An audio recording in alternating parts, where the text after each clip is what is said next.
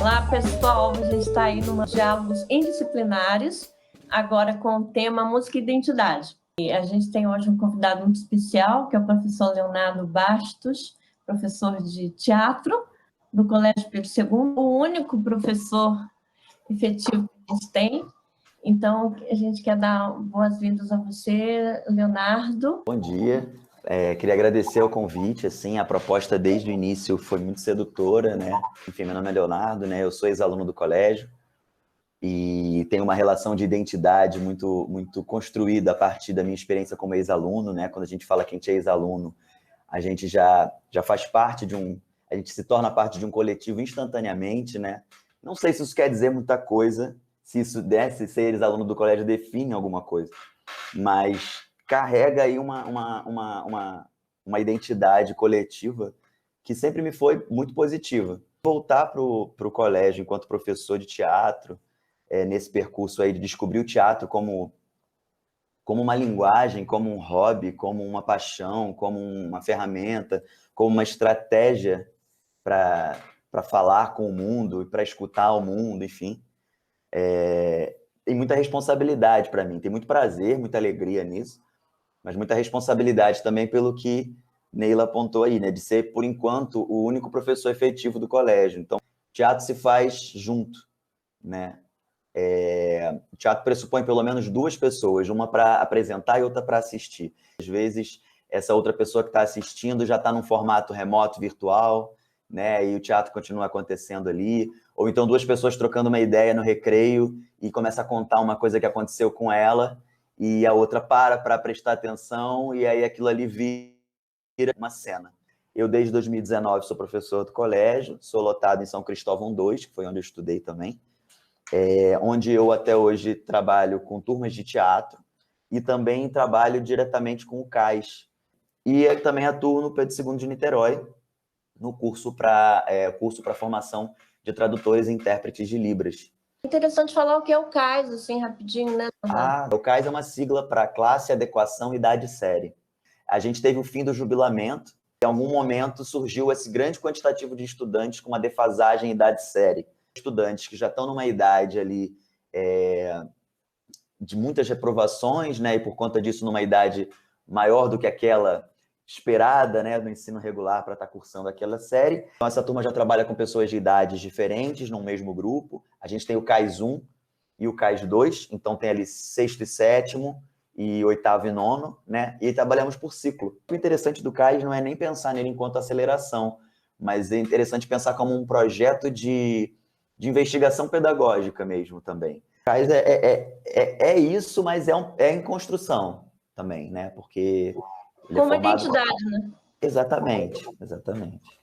É bonito ouvir você falar assim, porque você traz justamente esse olhar, né, sobre a questão da identidade como algo não pré-determinado, né?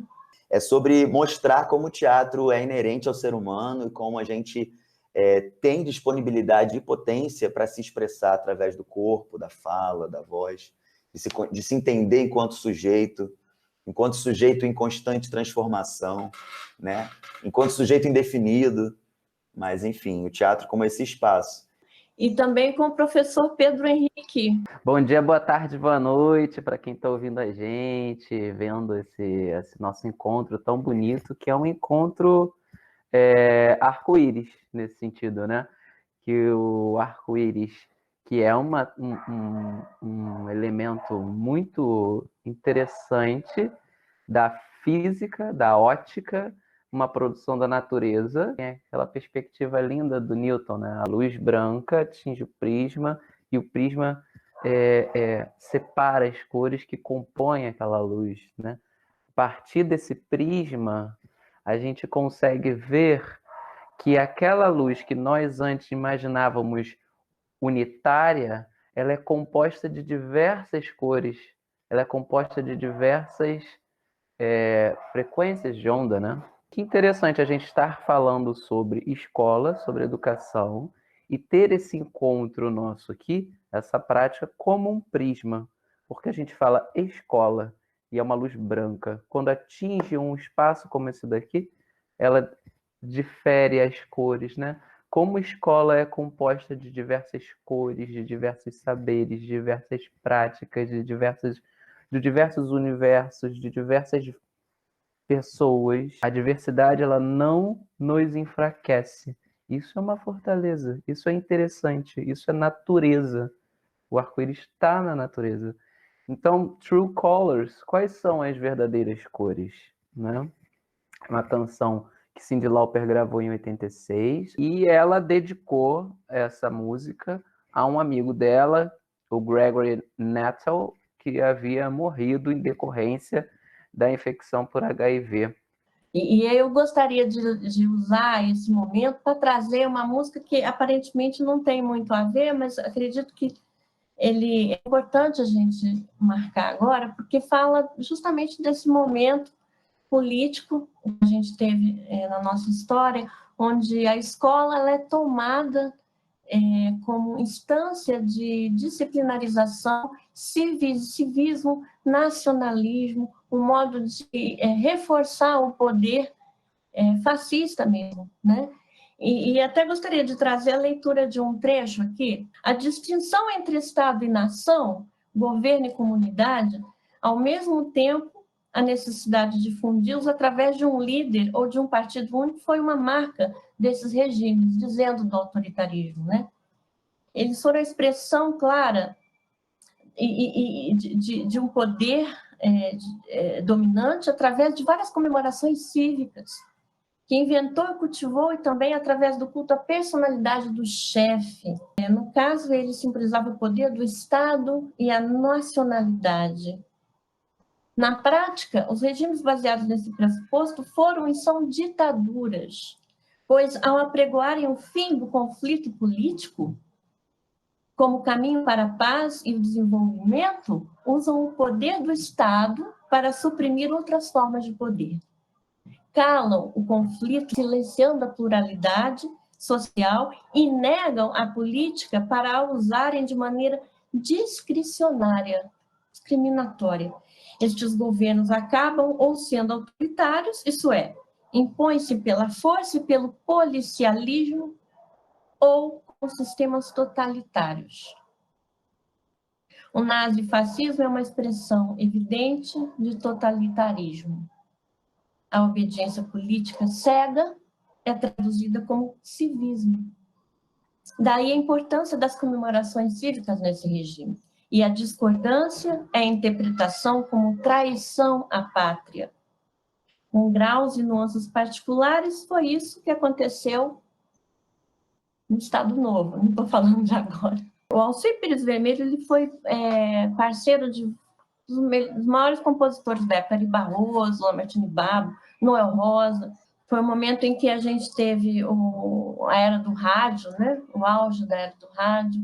O samba foi escolhido como um elemento importante para unificar essa identidade nacional e foi colocado num cabresco, né? Onde as letras elas tinham que exaltar o país, né? Daí veio o samba exaltação, do qual Alcir Pires Vermelho é um grande representante, né? De repente, o samba, que era tido como um estereótipo de vadiagem, né?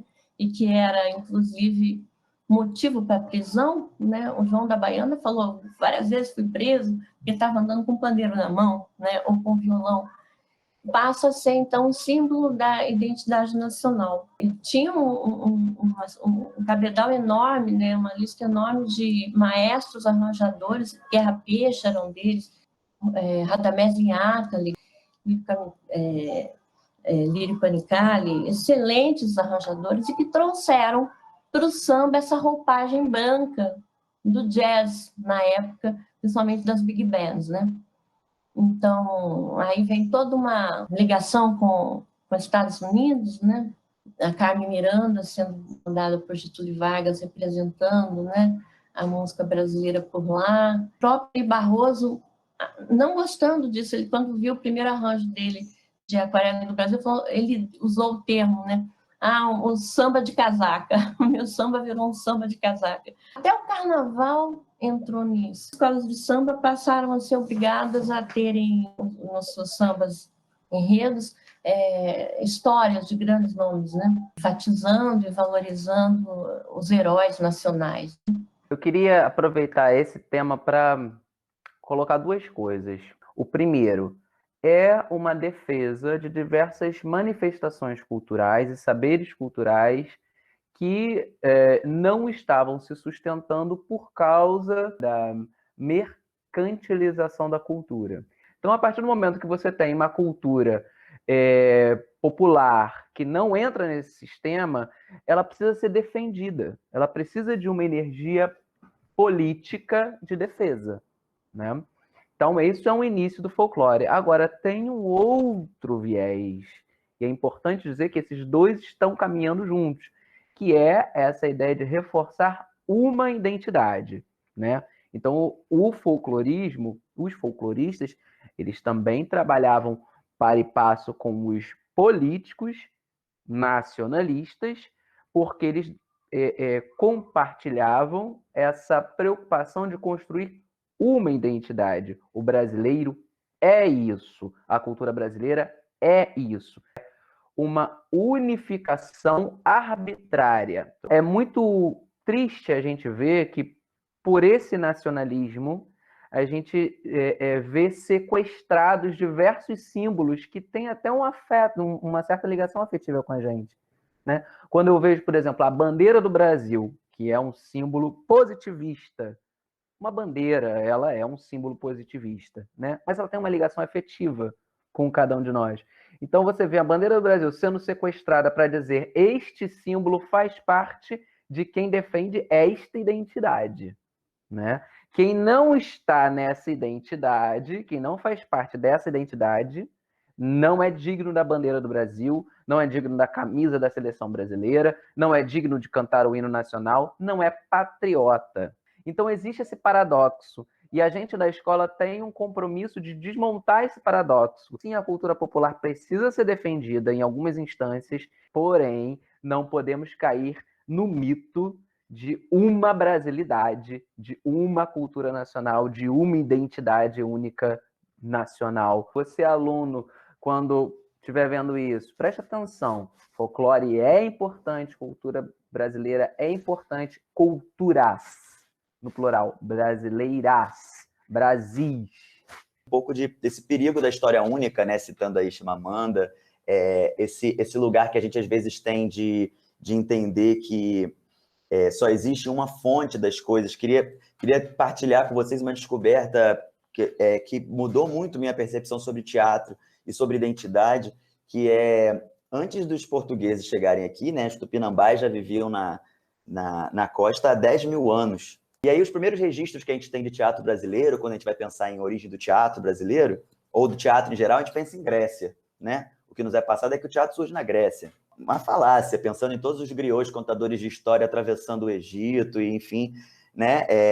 E aí você vê o teatro brasileiro, os primeiros registros, e aí está aí relacionado à história, né? Escritos, são os relatos dos jesuítas, né? Então, o primeiro teatro brasileiro seria o teatro jesuítico. Mas, se você for se aprofundar nessa busca, muitos dos relatos jesuíticos são: os índios performavam guerras para a gente entender como funcionava. Os índios performaram a nossa chegada, simulando ataques. Os índios tinham rituais que não foram considerados teatro porque não seguiam aquele tipo de teatro que era entendido como teatro.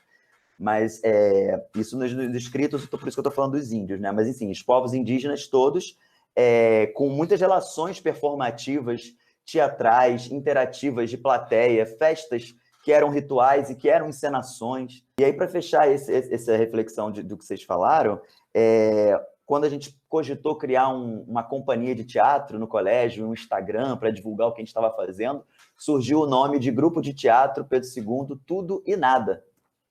Então, esse lugar do tudo ou nada, como um lugar de quando você escuta, você grita tudo, então como é que é? Tudo o quê? Tudo para quem? Será que é tudo mesmo?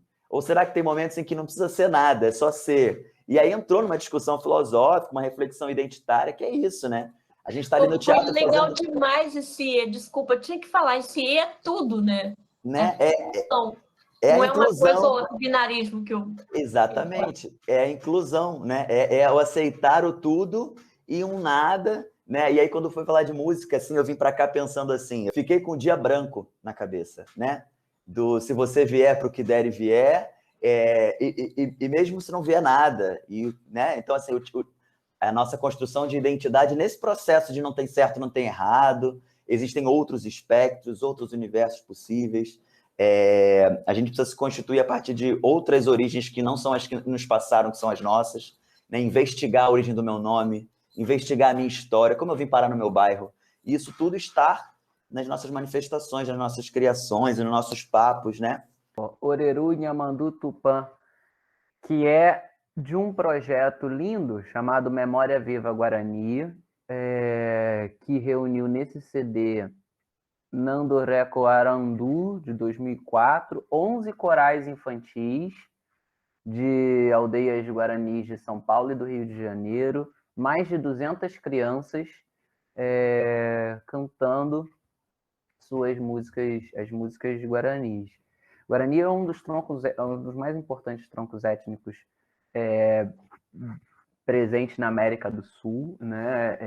As diversas aldeias guaranis, elas se estendem todo o litoral brasileiro, Paraguai, né? Enfim, é a língua, uma das línguas, dos troncos linguísticos mais importantes que a gente tem aqui na América do Sul. E engraçado que Guarani, em Guarani, significa guerreiro, né? Toda a contribuição e toda a participação dos povos guaranis, que são diversos, né? São diversas nações guaranis. É uma música pequenininha, né? Ela tem um refrãozinho que fica retornando, né?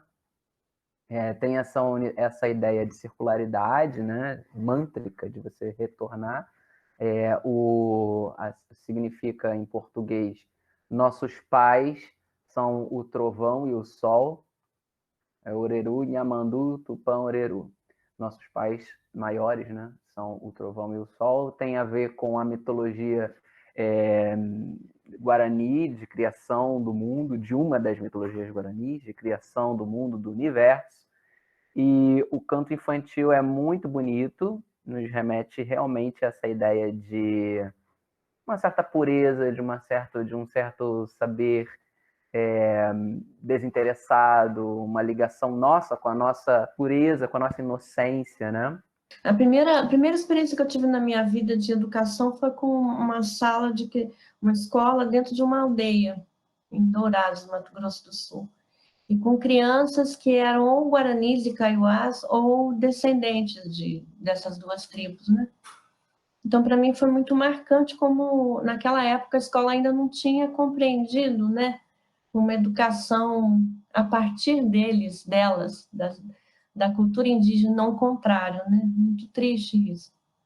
Então, passei da aula fora da sala de aula, enfim, comecei a fazer o que eu podia, porque eu percebi que aquilo estava tudo errado, não dava certo.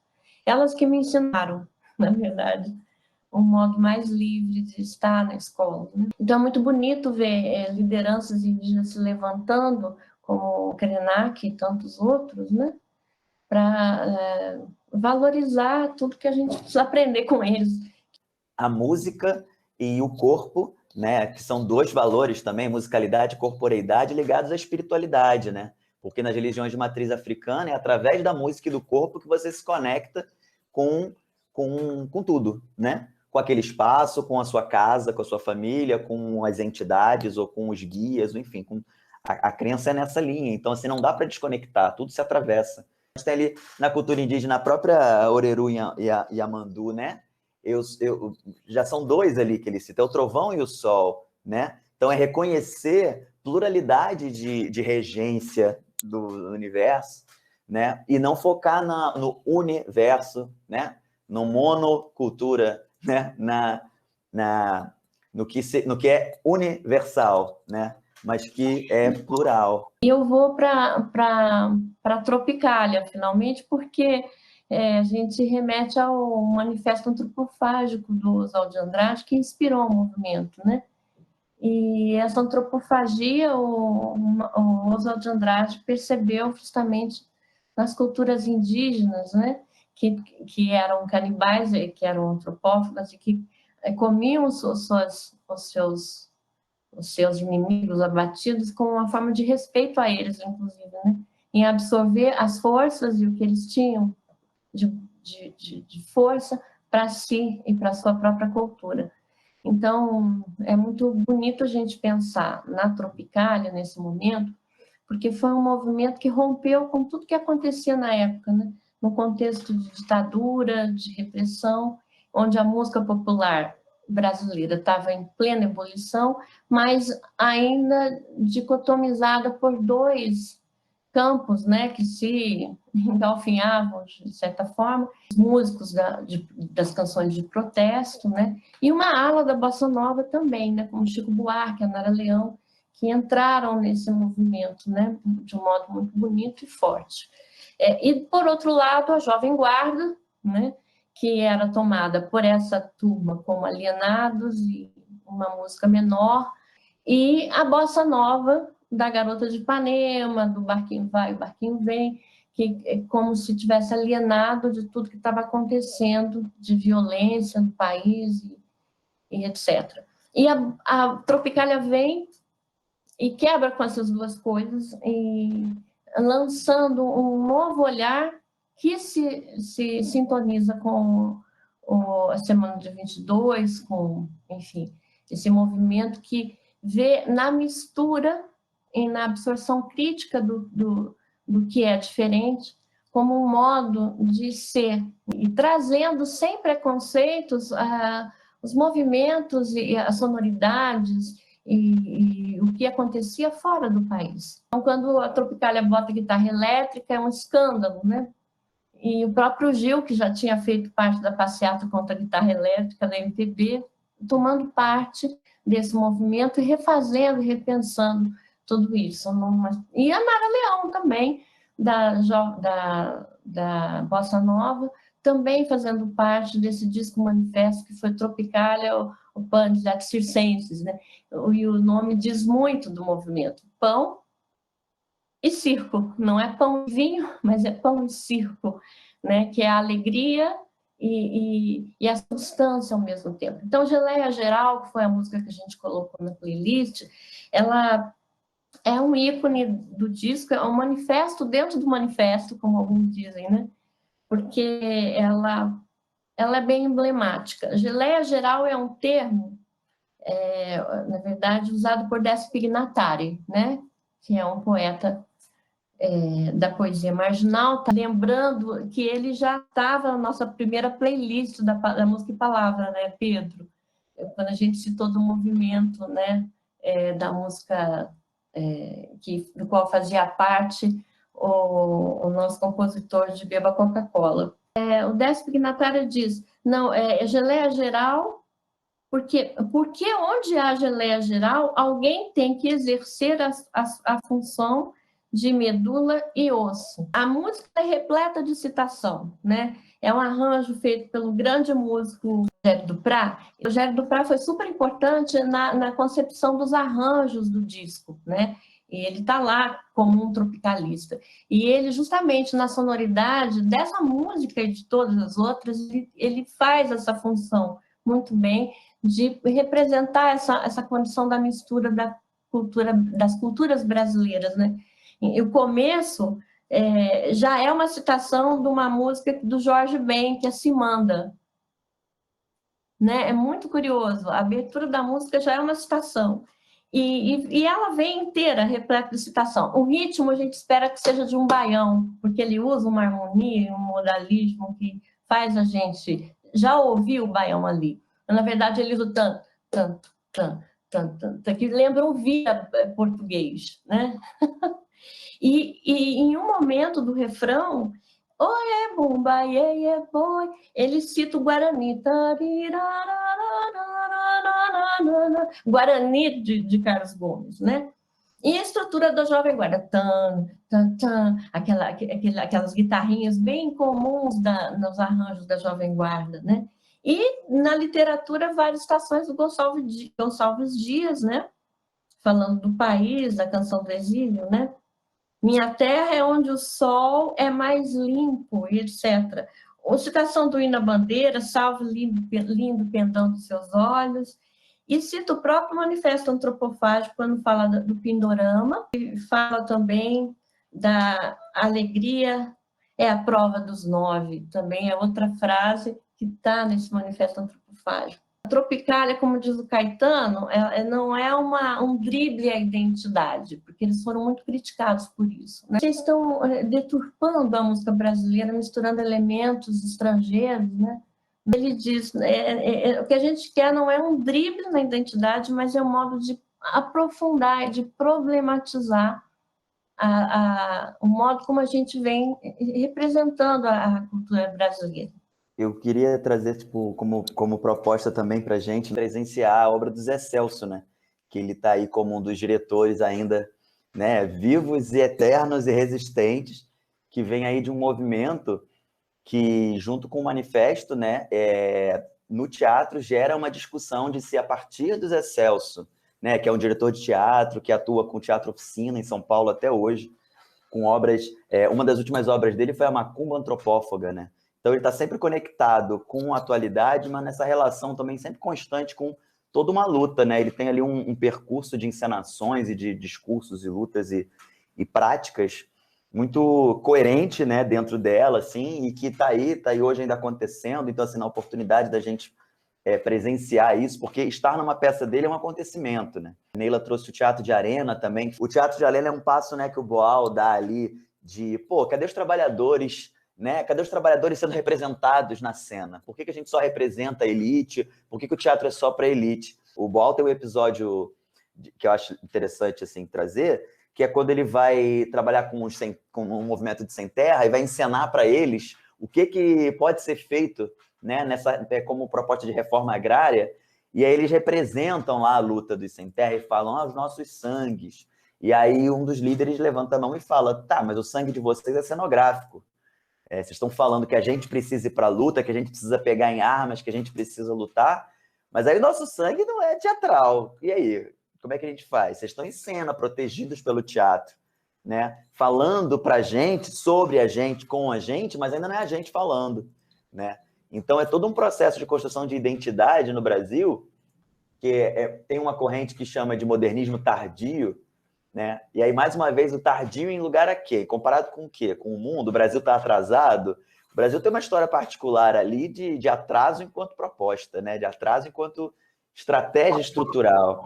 Bom, Flutua é uma canção de 2017, do álbum Coração, do Johnny Hooker. O clipe foi lançado na véspera do Natal de 2017. E é uma música que ele conta com a participação da cantora Lineker. E o clipe ele é muito bonito. Tem a atuação do Jesuíta Barbosa e Maurício Destre, que são dois globais. Fazem um casal. O clipe conta a história de amor, né? Uma história de amor. A frase do Johnny Hooker que eu anotei: acho que às vezes não é nem o que a dor lhe ensina, o que você tira da dor, o que a dor traz de bom, mas o que você escolhe fazer com a dor. Como você escolhe relacionar ela com o mundo e como você resolve ressignificar ela, né? Essa imagem do amor nos faz flutuar, né? De que ninguém tem direito de legitimar ou deslegitimar o que a gente sente, o amor que a gente tem, né? Consideramos justa toda forma de amor, para citar uma outra música. Ressignifiquemos o amor que outrora foi considerado pecado, foi considerado fruto de algo ruim. Ressignifiquemos como um amor que nos faz flutuar. A gente tem essa característica muito forte no teatro e na música contemporânea também, identifico agora, tipo, a partir dessa reflexão sobre identidade assim, mais profunda, né? Que é a primeira pessoa, né? É o Johnny Hooker, enquanto homossexual ali, trazendo ele enquanto primeira pessoa, histórias pessoais dele de relação com a sexualidade. É a Lineker ali, que quando aparece, só dela aparecer, independente do que ela esteja cantando, né? Ela está ali reforçando a sua identidade, ela está ali trazendo uma possibilidade de identidade. E a gente tem essa construção no teatro, a gente está num movimento muito forte de autoficção, né? De teatro documentário, que é menos esse lugar de representar um personagem, né, externo, mas de reconhecer o que a gente tem que se relaciona com esse personagem, o que tem de mim nesse personagem, o que eu posso me construir enquanto personagem. E aí eu gostaria de remeter a outra música, que é Nós Somos Mulheres, né? Porque também diz respeito, né, a essa identidade, né, da expressão de gênero, do modo de ser.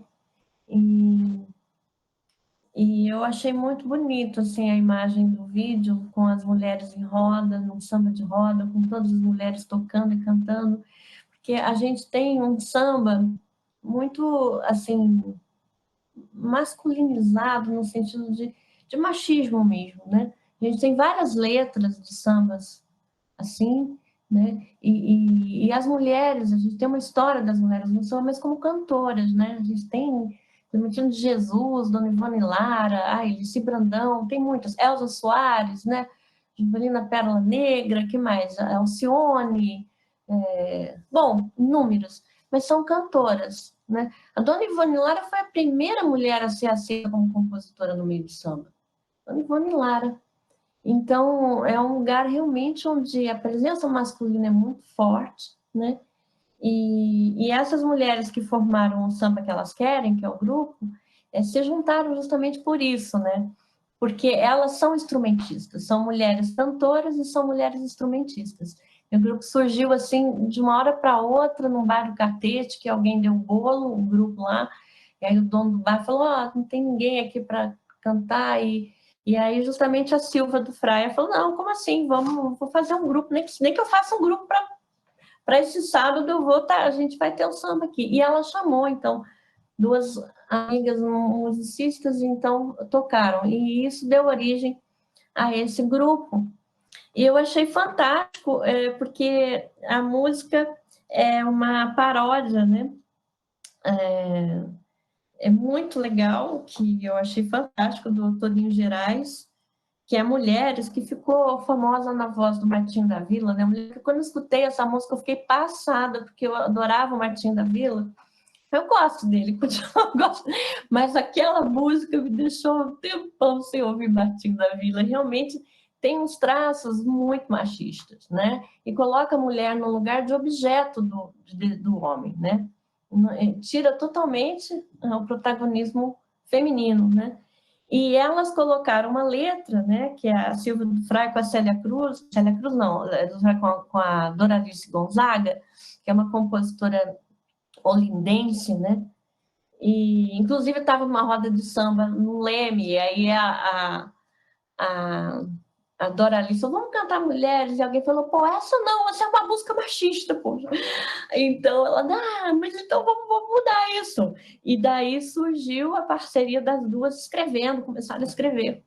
E aí a gravação da primeira vez que elas cantaram isso na roda de samba foi assim, viralizou, elas ficaram impressionadas, inclusive em outros países, e aí resolveram fazer um vídeo oficial, né? Que é o vídeo que a gente postou na playlist. Na versão deles tem: já tive mulheres de todas as cores, de várias idades, de muitos amores, com umas até certo tempo fiquei, com outras apenas um pouco me dei. E aí elas colocaram: nós somos mulheres de todas as cores, de várias idades, de muitos amores. Lembro de Dandara, mulher foda que eu sei, de Elza Soares, mulher fora da lei. Né? A Dandara é uma líder quilombola. E a Elza Soares dispensa apresentação, que a mulher está aí, né? O documentário Axé, não sei se vocês tiveram acesso, é um documentário que está na Netflix, é um documentário que vai contar ali a história do ritmo axé, né? E axé também sendo um dos valores civilizatórios, axé como energia vital, que está em tudo, mas que vai sendo transformado em forma de ofensa, né? Essa música é axé, até que o axé se apropria. Então, é um documentário interessante porque ele vai trazer todas essas figuras relacionadas ao axé, o surgimento do bloco do Ilê. Só que o que me incomoda, e eu acho que é legal cada um assistir, né? Que é a graça da arte também, a gente experienciar para construir nossa crítica sobre, é que é numa perspectiva muito mercadológica, né? É o axé sendo apresentado pelos donos das produtoras que lançaram o Araqueto, que lançaram até Ivete Sangalo, enfim, que vai passar aí com Daniela Mercury, todo esse percurso, mas que para mim o forte do filme é essa potência de quando surge o bloco do Ilê, que eles mesmos ficam, gente, de repente a gente vira a esquina e tá todo mundo cantando e no som do nosso tambor. E o que é isso, né? E aí o Que Bloco é Esse? Tudo a ver também, né? Com essa construção, acho que vale assistir até para questionar, assim, será que a gente não merece também uma documentação do axé numa perspectiva daqueles que trazem aí a origem do que é axé, né? Que é exatamente isso que o Criolo faz. Ele, que se chama Kleber, tem família cearense e é de São Paulo, trabalha com rap, né, que é uma expressão cultural musical estadunidense, como a Neila gosta de falar, que chega pra gente, que a gente se apropria, que a gente faz o nosso rap, a nossa maneira de fazer o rap, de fazer, enfim, o hip hop, né, a cultura hip hop brasileira, das nossas periferias. E ele descobre que existe né, no clipe ele mostra isso, né, ele descobre que existe uma cultura musical negra, brasileira, de Salvador, que é o Ilê, e toda a musicalidade que o Ilê inaugura, né? O Ilê aí é um bloco afro, surgido em 74, ele inaugura a ideia cultural musical do samba reggae, né? Tá muito forte ali nos anos 70. Enfim, existe toda uma história do surgimento dos blocos afro, que são uma interface, né, entre as escolas de samba carioca, que chegam, que tem todo o instrumental próprio, tem todas as texturas musicais muito bem estabelecidas no Rio de Janeiro. Então, esse estilo de música na Bahia vai se encontrar com os afoxés, que são as manifestações dos terreiros saindo, né, das músicas, da musicalidade dos terreiros, saindo das casas dos terreiros e indo durante o carnaval, já no século XIX. Durante o carnaval, eles faziam suas músicas na rua, né? Então tem um processo de dessacralização dos espaços, né? Como Neila fala, né? A rua se transformando num lugar de se produzir essa música durante o carnaval. Então é uma geleia geral, né? Então tem o carnaval permitindo que na rua a música dos terreiros aconteça sem ser proibida, sem ser perturbada, né? Durante o carnaval. E nesse contexto, já muitos anos depois, né, na década de 70 do século XX, o bloco Ilê se transforma no bloco negro, né? Ele surge para ser o bloco negro. Só negros entram. Fundado pelo vovô do Ilê, que está vivo ainda. E a primeira vez que o Ilê sai, ele é fundado em 74, ele sai no carnaval de 75, e o Paulinho Camafeu, que é um compositor, né, faz uma música para esse bloco só de negros, que ia ser chamado de Poder Negro, mas a Polícia Federal proíbe, lembra que a gente está na ditadura, e aí o Paulinho Camafeu faz essa música, Que Bloco é Esse? Né?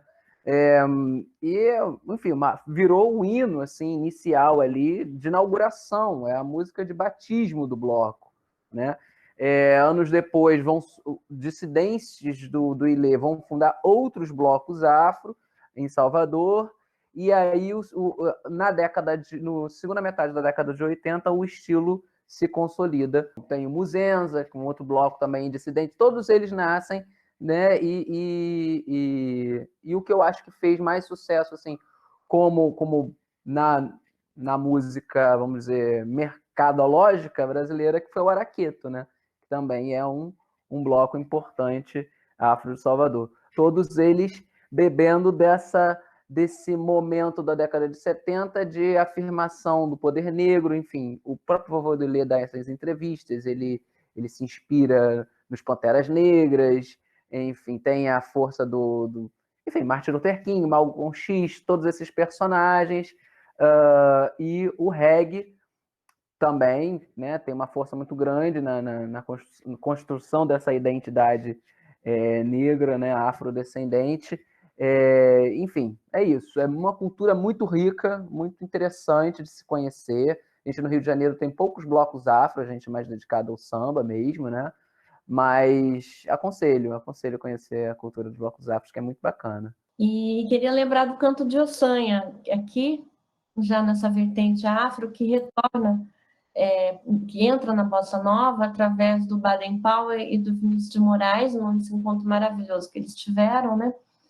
E muito por conta do Carlos Conqueijo, que deu pro Vinícius um disco com samba de roda da Bahia. Ele ficou apaixonado e compartilhou isso com o Baden Powell, que também já tinha ido à Bahia e conhecido todo esse material, e passou a frequentar rodas de capoeira e também os terreiros, e como grande violonista que começou a pesquisar, né, as sonoridades desses cantos, não só na voz, mas como também esses efeitos no violão, violonisticamente falando, assim, né?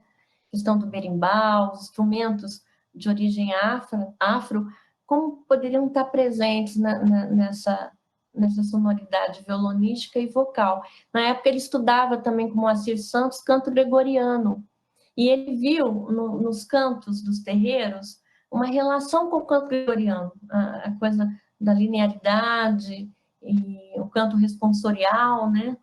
De um canto, outro responde. Isso é muito explorado no canto de Ossanha, né? Vai, vai, vai, o coro, não vou, vai, vai, o contrário, né? Vai, vai, é o coro, né? Não vou, vai. Então tem o não vou, eu não sou de ir. Então tem uma relação antes de uma sessão muito assim, mais retotônica, e depois uma explosão na segunda parte da música, né?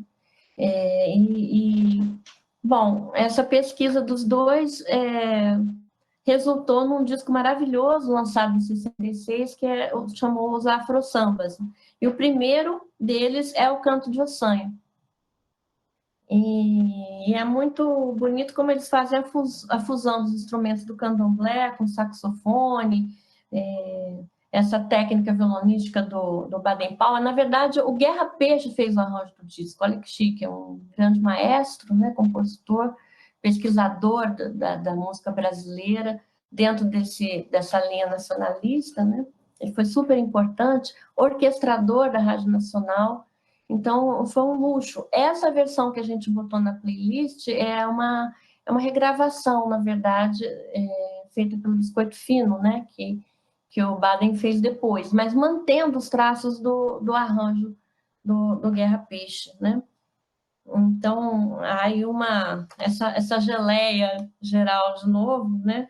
Com instrumentos, com o saxofone, o violão, mas numa linha assim mais de choro, né?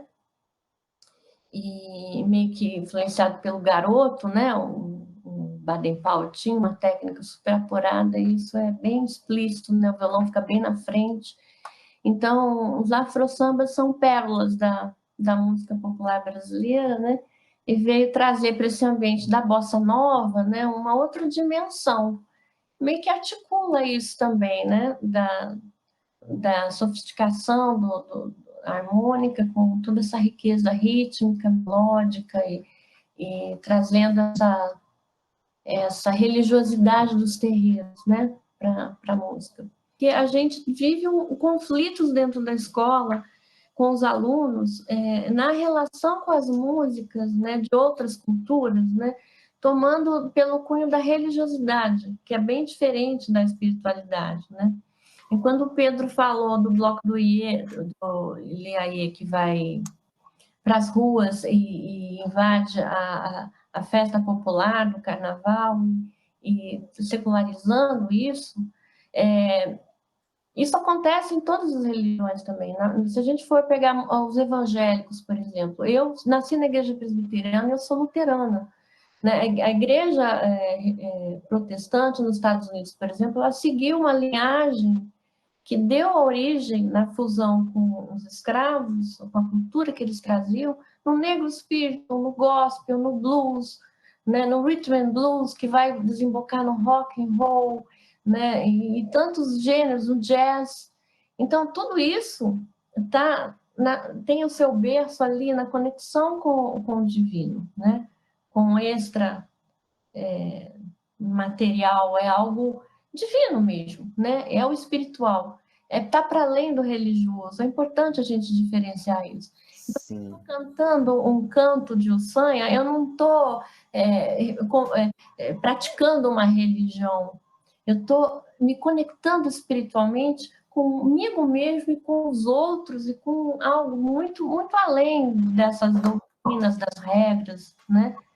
É algo de vibração mesmo com todos os outros que compartilham comigo daquilo. No canto coral, isso é muito bonito, porque a gente faz os corpos vibrarem juntos. Então, acho que esse lado espiritual da arte, da música em especial, acho que é muito importante a gente trazer na escola, né? Livre desse preconceito de uma visão totalmente distorcida, né? Exatamente. É muito triste isso. O teatro na Grécia ele surge com os cantos ditirâmbicos, né? Com os cantos para Dionísio. Tem o que é apolíneo, né? Que está relacionado ao sol, e o dionisíaco, que tem a ver com embriaguez. E é até engraçado que uma vez eu escrevi uma frase do Nietzsche que era relacionando isso, assim, onde houver embriaguez, que meu corpo esteja envolvido, agora eu não me lembro.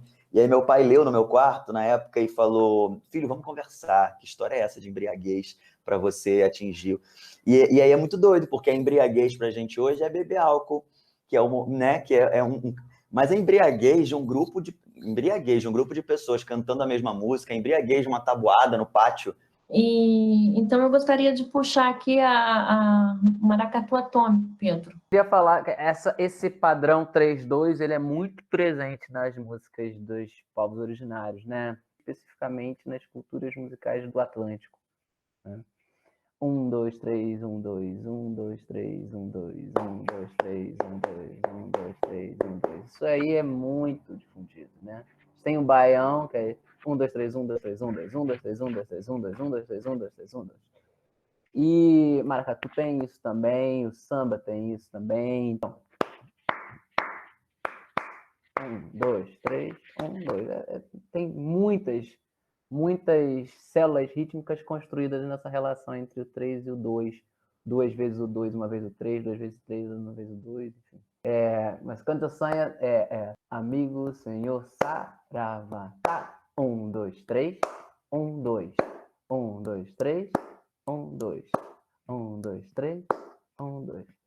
Então, esse padrãozinho de relação entre 3 e 2, ele é muito comum em diversos estilos musicais. E o maracatu é uma cultura muito maior do que só a música, que tem a sua capital no Recife, mas ela é difundida por todo o Nordeste. Ela está ligada muito com as representações que os negros escravizados faziam das cortes, né? Então, o Leonardo pode falar isso também, assim, são negros escravizados que estão atuando como cortes europeias, né? Então, eles se vestiam com vestidos europeus, eles tinham a sombrinha, o guarda-chuvinha, eles tinham as rainhas, as perucas rococós. Então, essa desconstrução, né, da indumentária das cortes europeias, e a sua música vai junto num desfile, né, na ideia de um desfile. Vamos sair à rua desfilar, né, e tem toda uma ideia do maracatu, é isso, é o desfile dos corpos negros vestidos como brancos, né? Temos dois movimentos muito importantes no maracatu, que é o maracatu rural, o maracatu urbano ou de baque virado, né? São duas linhas percussivas bem diversas. Enfim, é um universo cultural muito forte, muito importante, que ganhou muita energia no carnaval dos últimos anos no Rio de Janeiro, por causa de blocos do Rio de Janeiro que se envolveram com o maracatu, que tem essa característica de ser uma percussão extremamente elaborada, porque é uma síncope em cima da segunda semicolcheia numa divisão de 4 semicolcheias. 1, O maracatu atômico faz parte do movimento Mangue Beat, né, que o Chico Sainz funda, né, que traz no mangue uma simbologia da resistência, né, do Nordeste. É uma coisa, é uma mensagem muito forte, muito bonita e que dialoga com a Tropicália, né? Depois da Tropicália, o MPB nunca mais foi a mesma. Essa metáfora, né, do maracatu do Chico Sainz, principalmente, né, que é colocar uma antena parabólica fincada no mangue, né, que é você amplificar ali, tipo, galera, olha para cá, ou então escuta isso aqui que a gente produz aqui, que é particular e ao mesmo tempo é polifônico, né, e desconstruído, e que faz o corpo fazer outra coisa, né, que vocês estão aí, você está aí batucando, Pedro, eu desligo o microfone, mas eu tô aqui, tum, tum, tum, tum, né, porque o corpo ele já reage a esses ritmos, né? Muito, muito potente. Lembrei de Chica da Silva, quando você fala de pessoas vestidas, né, negros vestidos como a corte, né, que Chica da Silva, quando começa a usar aquelas perucas, né, tanto Chica da Silva a novela, como Chica da Silva a música do Jorge Benjó, que foi criada a partir da sinopse, né? É uma curiosidade legal, né? Que o Cacá Diegues mandou para ele uma sinopse, falou: faz uma música sobre isso aqui. Ele pegou a sinopse e canta a sinopse. Ah, negra! E aí ele vai, só botou uma música ali, só não, né? Que é coisa dessa. Mas e o ridículo que fica essa figura da Chica da Silva, mas não por ela estar com aquilo, mas porque a gente vê que aquilo é risível, né? Aquelas perucas brancas para denotar, para conotar poder, né? Para conotar nobreza, né? Como isso é ridículo. E o início de Pose, que é uma série maravilhosa, que a primeira cena dessa série é recomendável assim para quem nunca viu, só começar, que é um grupo de pessoas negras que invade um museu, né? Vai se apresentar num tema nobreza, né? E eles vão direto na fonte e pegam as roupas e as joias da nobreza para se vestir para um baile à noite só. Roubam e vão lá e dançam e performam. E aí, ao contrário do risível, é exaltável, assim. Realmente uma apropriação, é engraçado, porque eu não vejo como antropofagia, né? A gente está falando de antropofagia, né? Eles não pegam o que tem de melhor da nobreza e... Não, eles pegam o que a nobreza manteve ali num museu, né? Atrás de um vidro, e vestem para mostrar a beleza viva deles, né? Que foi negada aquelas roupas e aquelas... Enfim, viveram essas duas referências bem distintas, mas que eu acho que é legal para a gente pensar a identidade também. Olha, eu vou pegar carona, Leonardo, no que você acabou de falar, desse tomar posse dessas coisas e fazer uma espécie de catarse para ir para Girl from Rio. Girl from Rio, é um clipe que ela lançou não tem nem um mês, né? A gente poderia trazer essa música no debate sobre o mercado, com certeza. Porque ela conseguiu os direitos da Garota de Ipanema. Então, se você olha para o clipe, você vai ver que ela coloca o Vinícius de Moraes e o Tom Jobim como compositores da música. A proposta da música é essa, né? Fazer esse contraponto entre a Garota de Ipanema e a Garota do Rio. A Garota de Ipanema vem em português dos anos 50, né? Vem ali vestidinha bem dos anos 50 mesmo, de carro dos anos 50 e tal. E a Garota do Rio não vai para Ipanema, vai para o Piscinão de Ramos, ela sem maquiagem, ela sem tratamento no cabelo, e aí todos aqueles personagens que são desse Rio de Janeiro profundo, vamos dizer assim, né? Nosso real, né?